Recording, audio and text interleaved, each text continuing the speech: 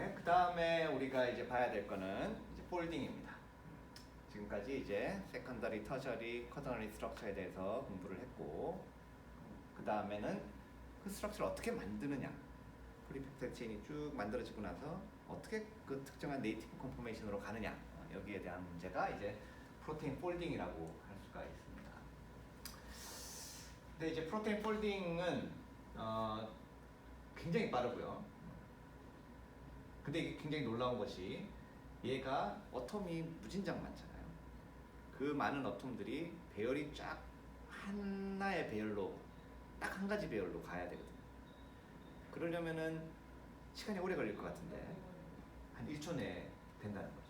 그래서 그게 굉장히 신기한 거고, 사실 사람이 한다면은 거의 하기 힘든 신기한 거고, 그리고 여기 나와 있듯이 아직 그런 프로테인 폴딩에 대한 메커니즘이기도 그렇고 뭐 이해된 게 거의 없어요. 이 부분은 아직도 과학이 풀지 못하는 부분이라고 할 수가 있겠습니다. 어떻게 얘가 네이티브 컨포메이션을 그렇게 빨리 찾아가는지 정확하게는 이해를 못하고 있어요. 그리고 그런 프로테인 폴딩이 제대로 일어나지 않는다면은 디그레데이션이 일어납니다. 이런 부분은 조금 이따 다시 보도록 하겠어요. 근데 어쨌든 이 폴딩이 일어나는 드라이빙 포스는 뭐냐? 역시 안정화죠, 안정화. 이렇게 프리 에너지를 계산해가지고 뭐 어느 정도는 예측을 할 수가 있어요. 어떤 네이티브 컨포메이션을 가질 거다.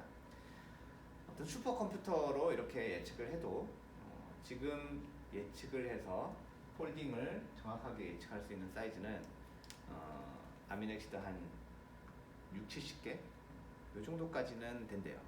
그렇지만 단백질의 규모에서는 아직도 계산으로 그거를 예측하기는 힘들다고 합니다. 그래서 아직도 이거는 우리의 영역, 과학의 영역에 아직 들어오지 못했다라고 생각을 할 수가 있는데, 조금은 알고 있어요. 어떤 걸 알고 있느냐, 이게 그냥 막 일어나는 건 아니더라. 어떤 순서대로 일어나는 거더라. 그 정도 알고 있습니다. 그래서 그런 순서를 보면 제일 처음에 하이드로포빅 코어가 만들어지고, 그 다음에 하이드로젠 본딩에 의해서 2차 구조가 만들어지고, 그 다음에 이제 백본들이 배열이 되더라. 이런 것들 정도, 그 정도는 여러 개의 단백질의 폴딩을 이제 연구를 하면서 알고 있습니다. 그래서 이 폴딩, 단백질이 어떤 특정한 2차 구조를 갖는, 3차 구조를 갖는데 굉장히 중요하게 기여를 하는 것이 바로 이런 것들이 있어요. 하이드로포빅 이펙트, 하이드로젠 본딩, 그 다음에 반데르발스 포스, 다이설파이드 본드, 크로스링킹, 뭐 이렇게 있는데, 처음 1, 2, 3이 제일 중요한 거고, 뭐니 해도 제일 중요한 건 1번입니다. 하이드로포빅 이펙트, 이게 제일 빨리 일어나는 거예요. 뭐냐 하면은 물에다가 기름 방울 몇 방울 떨어뜨렸을 때 걔네들이 이렇게 모이는 것과 똑같은 겁니다. 그래서 그게 이제 하이드로포빅 이펙트고, 많은 사이드 체인들이 사실 하이드로포빅하기 때문에 서로 그냥 기름같이 확 뭉치는 거예요. 그것이 처음에 일어나는 거고 가장 중요한 프로세스더라. 근데 이제 그걸 하이드로포빅, 옛날에는 인터랙션이라고 불렀어요. 하이드로포빅 인터랙션. 하이드로포빅한 것들이 서로 뭉치려는 힘이 있더라. 아무리 찾아도 뭉치려는 힘을 못 찾은 거예요. 그래서 이름을 최근에는 거의 모든 교과서들이 하이드로포빅 이펙트라고 이름을 바꿨습니다. 아무리 뒤져도 하이드로포빅한 애들이 뭉치는 힘은 없더라는 거죠. 뭐냐? 하이드로포빅한 애들이 물에서 도망가는 거예요. 물에서 도망가다 보니까 서로 만나는 거예요. 그래서 하이드로필릭한 데서 이제 벗어나려다 보니까 뭉치는 현상을 이제 하이드로포빅 이펙트라고 부릅니다. 그래서 그 하이드로포빅 이펙트가 처음에 굉장히 중요한 역할을 하더라는 거죠. 그 다음 두 번째가 하이드로젠 본딩입니다. 여러분들이 알파 헬릭스, 베타 시트 할 때 다 하이드로젠 본딩이 굉장히 그 세컨더리 스트럭처에 중요하다라고 얘기를 했죠. 그런 것들이 이제 그 다음에 일어나면서 프로테인의 스트럭처를 잡아주는 중요한 팩터가 되더라. 그 와중에 이제 프로테인의 그러니까 이런 이유 때문에 단백질의 안쪽은 거의 하이드로포빅한 애들이 대부분이에요. 그렇다고 100% 그러냐? 그렇진 않아요. 그러니까 그 와중에 물 분자도 좀 끼어 있고 또 어떤 부분은 이렇게 차지 있는 애들이 만나가지고 이렇게 인터랙션 해가지고 그 구조를 만들기도 합니다. 그래서 이런 차지 인터랙션도 단백질 안에서 일어나지만 훨씬 더 중요하고 더 많은 이펙트는 하이드로포빅 이펙트라는 거죠. 그래서 대부분의 단백질이 안쪽은 하이드로포빅하고 바깥쪽은 하이드로필릭하다라고 말씀을 드린 게 그 이유 때문입니다. 그렇다고 이렇게 시퀀스를 해가지고 이렇게 다 보면은 100% 그러냐? 100% 안쪽은 하이드로포빅하고 바깥쪽은 하이드로필릭하냐? 그렇지도 않아요. 여러분들이 나중에 단백질 좀 더 공부를 해보다 보면 뭐 안쪽은 하이드로포빅한 게 60%, 바깥쪽은 하이드로필릭한 게 60%뭐 이런 식이에요. 근데 그 조금의 차이가 이런 폴딩에서는 굉장히 큰 차이를 만들더라라는 거죠. 어쨌든 단백질의 안쪽은 거의 하이드로포빅하다라고 보는 게 맞다. 거예요. 자, 그렇게 순서대로 이렇게 일어나는 거는 우리가 알게 되었고, 그 다음에 어떤 것들이 거기서 결정적인 중요한 드라이빙 포스를 만든다라는 것도 이제 약간은 이해를 하고 있습니다. 전체를 이해하는 건 아직 멀었지만, 그러면은 그 짧은 시간에 프로테인 폴딩은 항상 성공하느냐? 실제로 그렇지 않아요. 실제로 한 70%에서 80% 정도 제대로 된 폴딩이 일어난다고 알고 있어요. 한 20-30%는 실패를 하는 거죠, 폴딩에는. 그럼 걔네들 어떻게 하느냐? 뭐 버리죠. 뭐 재활용하죠. 맞아요, 재활용할 수도 있어요. 그렇지만 그것도 굉장히 에너지가 드는 일이기 때문에 단백질을 만드는 굉장히 에너지가 많이 드는 일이거든요. 그렇기 때문에 모든 생명체는 어떻게든 이 잘못 만들어진 것들을 제대로 고쳐보려고 노력하는 그런 단백질들을 가지고 있습니다. 그런 단백질을 이제 뭐라고 부르느냐? 샤페론이라고 불러요. 샤페론은 혹시 고등학교 때 이제 불어 하는 사람들은 알겠지만 이게 불어예요. 불어인데 약간 슈퍼바이저 혹은 멘토 뭐 아니면은 그 병원에 갔을 때 이제 뭐죠 이제 가족이 있어야지만 뭐가 되죠. 뭐 그런 것들을 이제 샤페론이라고 부릅니다. 그러니까 이제 단백질을 약간 슈퍼바이징하는 그런 단백질이다라고 얘기를 할 수가 있겠습니다. 모든 생명체는 다 가지고 있어요. 왜냐하면 프로테인 폴딩이 워낙 실패를 많이 하기 때문에. 근데 이게 처음부터 샤페론이라고 불러졌느냐? 그렇지 않아요. 제가 이제 대학원 막 갔을 때 1992년 그때는 샤페론이라는 이름이 없었고 히샤 프로테인이라고 대부분 불렀어요. 그래서 여기 보면은 다 히샤 프로테인이라고 불러요. HSP라는 게 히샤 프로테인인데 왜 그러면은 히샤 프로테인이 샤페론인가? 제일 처음에는 어떻게 발견됐냐면은 박테리아를 히샤를 주는 거예요. 45도 이렇게 딱 올리고 내렸더니 살긴 사는데 어떤 특정한 단백질들의 발현이 굉장히 많아지더라고요. 그 단백질들을 이제 히샤 프로테인이라고 부르고 걔네들이 무슨 역할을 하는지를 이제 알아나가기 시작한 거죠. 그러다 보니까 이제 걔네들이 샤페론의 역할을 한다라는 걸 알게 되었어요. 그래서 이제 이렇게 부르기도 한다라는 거죠. 대표적인 게 HSP 70, HSP 60이 있습니다. 요 70, 60은 뭐를 의미하느냐? 사이즈를 의미를 하는 거예요. 그래서 주로 단백질에서는 70kDalton 뭐 이런 것들을 많이 쓰는데 이것도 이제 여러 번 수정을 거쳐가지고 이게 그냥 몰레큘러 웨이트이 7만이다. 그거랑 동일하다. 거의 동일하다라고 생각을 하시면 됩니다. 그러면은 아미노액시드로는 어떻게 되느냐? 아미노액시드로 보면 평균적으로 볼 때 하나의 아미노액시드 레지듀의 몰레큘러 웨이트는 한 110 정도 되는 걸로 알고 있어요. 그러니까 이거는 대충 뭐 아미노액시드 한 650개 그 정도의 시퀀스를 가지고 있는 그런 프로테인이다라고 대충 이해하시면 될 것 같아요. 그래서 그 정도 사이즈의 어떤 프로테인인데 얘가 하는 일은 뭐냐? 얘가 하는 일은 여기서 이제 단백질 합성이 막 되고 있어요. 그럼 얘가 이제 폴딩이 되려고 하겠죠. 그러면은 얘는 표면에 하이드로포빅한 영역이 좀 많아가지고 이렇게 얘 말고 얘죠. HSP가 70이 계속 붙었다 떨어졌다 하면서 이제 너무 빨리 폴딩되면서 잘못되는 경우를 좀 막아주는 거예요. 조금 슬로우 다운 시키면서 폴딩을 제대로 찾아갈 수 있도록 도와주는 역할을 하는 것이 HSP 70입니다. 그래서 그것이 하나의 대표적인 샤페론이고, 그 다음에 두 번째 대표적인 샤페론은 이제 HSP 60인데 얘는 뭐냐면 이렇게 큰 스트럭처를 만들어요. 마치 쓰레기통 같은 스트럭처를 만듭니다. 네, 이렇게 했는데도 얘가 폴딩을 제대로 못 찾아가지고 이상하게 된다. 그러면 얘가 그거를 인식하고 이 뚜껑을 열어가지고 뚜껑 안에다 넣습니다. 미스폴딩 된 애를 넣어가지고 ATP를 잔뜩 써가지고 얘를 폴딩을 한번 팍 틀어버려요. 그러면은 이제 운 좋으면은 그 다음에 다시 자기 스트럭처를 제대로 찾아가는 거죠.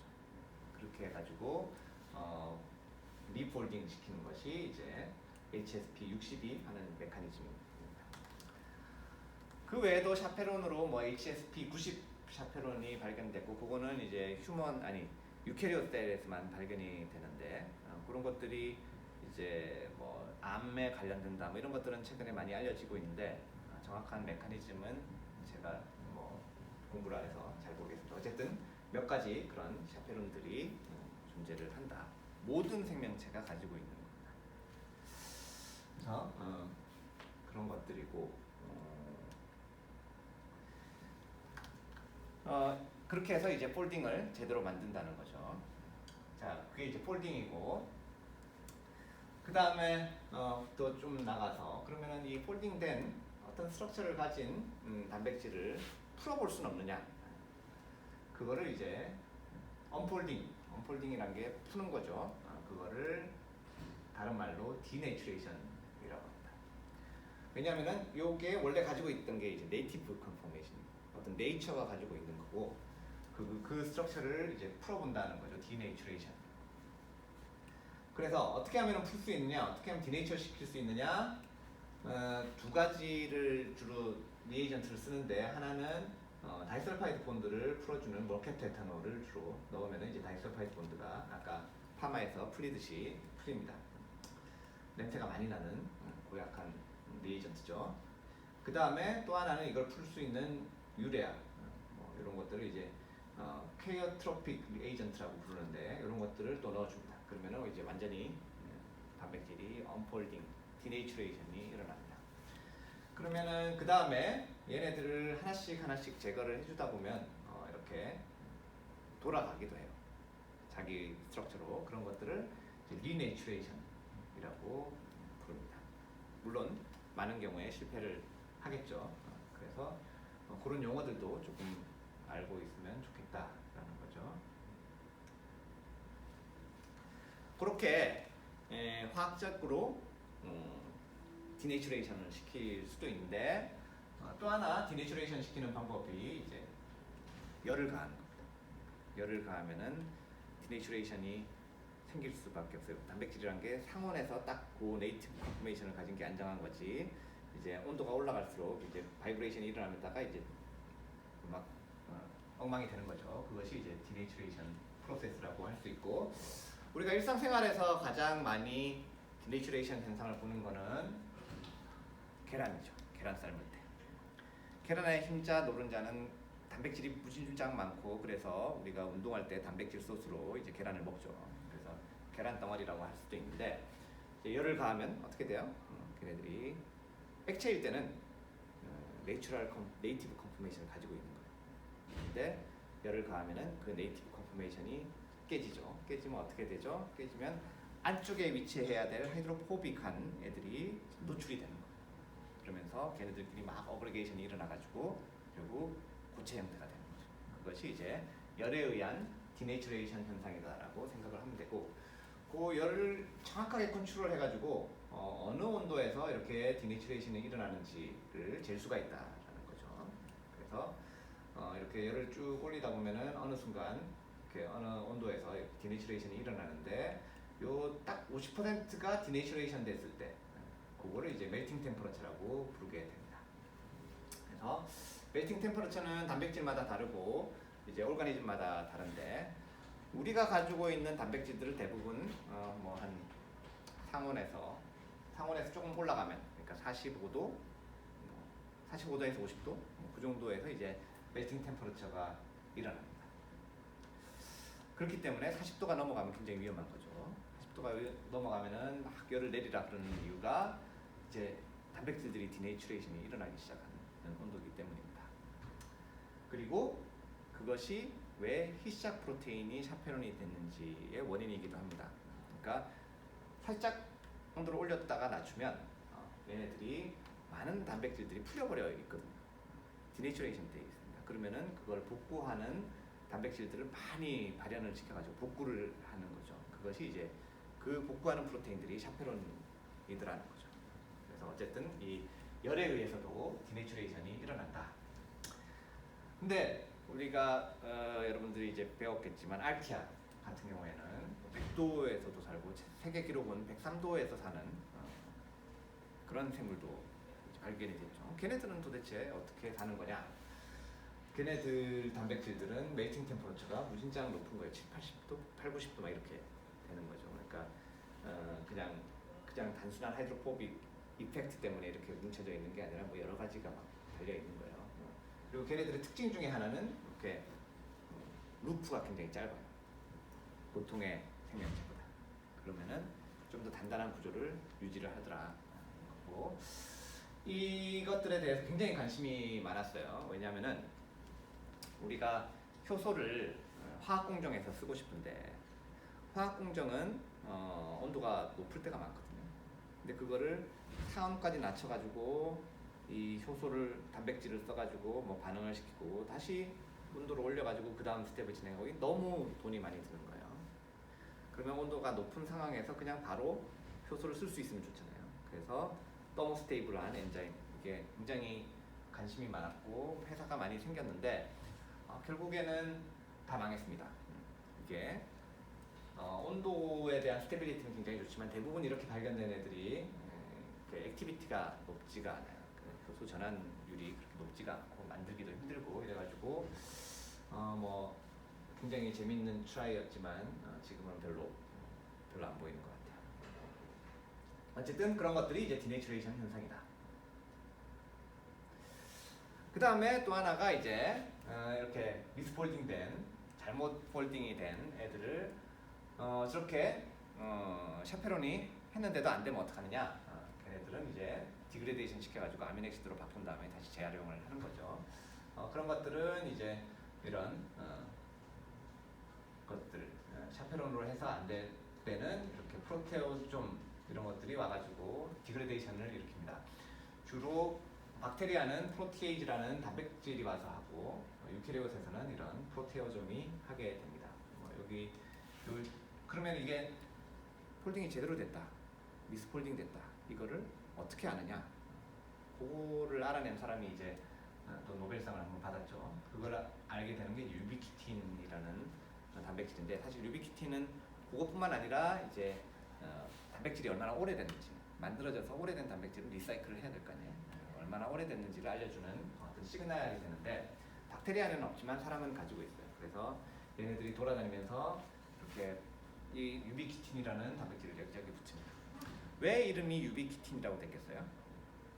여기저기 있으면 유비키틴이잖아요. 그래서 여기저기 있더라. 근데 이 펑션을 모르겠더라. 그래서 이제 유비키틴이라는 이름을 먼저 붙이게 됐는데 나중에 알고 봤더니 이게 단백질이 만들어진 지 얼마나 오래됐는지 그리고 폴딩이 제대로 돼 있는지 이런 시그널을 알려주는 어떤 신호였다라는 걸 알게 되었죠. 그래서 그런 식으로 이제 리사이클을 하더라.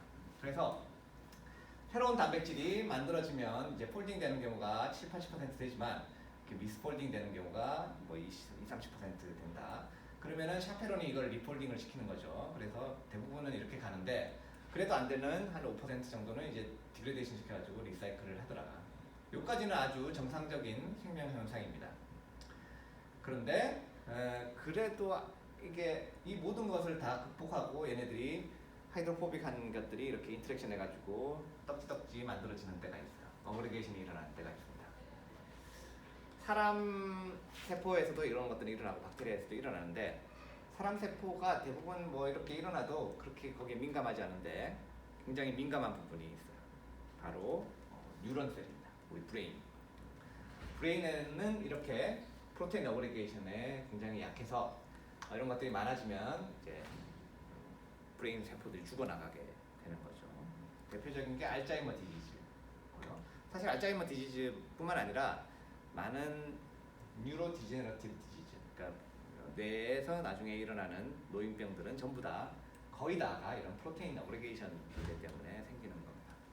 또 하나 우리가 프로테인 어그리게이션 때문에 생기는 재밌는 병이 이제 매드카우 디지즈, 광우병인데 광우병은 프리온이라는 어떤 특별한 단백질이 이제 이런 프로테인 어그리게이션을 만드는 건데 그게 이제 굉장히 재밌는 거는 그거는 프로테인 미스폴딩된 프로테인을 우리가 먹으면 걔가 우리 브레인으로 가가지고 정상적인 프리온을 미스폴딩 되게 바꿔가지고 걔네들이 이제 어그리게이션이 생기는 거죠. 그래서 이 단백질 미스폴딩된 프로테인에 의해서 어떤 질병이 전달되는 것이 처음이었기 때문에 굉장히 빨리 노벨상을 받았고 아직도 지금 그 약은 없죠. 그렇습니다. 어쨌든 우리 뇌가 그런 프로테인 어그리게이션에 굉장히 약하고 박테리아도 자기 게 아닌 단백질을 과생산하다 보면 이렇게 미스폴딩된 단백질이 쌓이는 인클루전 바디가 생기기도 한다라는 거죠. 자, 그래서 저희들이 프로테인 서열에 대해서 알아봤고 그것이 어떤 진화의 트리나 패밀리 멤버 그리고 중요한 펑션이 있는 부분을 알려준다. 그 다음에 스트럭처에서는 세컨더리 스트럭처, 알파 힐릭스, 베타 시트에 대해서 그 다음 루프, 턴이 있다는 걸 배웠고 터셔리 스트럭처에서는 모티프, 도메인 같은 것을 포함한 터셔리 스트럭처의 개념을 좀 알아야겠다. 그 다음에 많은 단백질들은 쿼터너리 스트럭처를 가지더라. 그 다음에 프로테인 폴딩은 굉장히 중요하기 때문에 굉장히 많은 단백질이 여기에 인발되어 있는데 특히 샤페론이 뭔지는 꼭 알아야겠다. 여기까지 설명하고 마치도록 하겠습니다.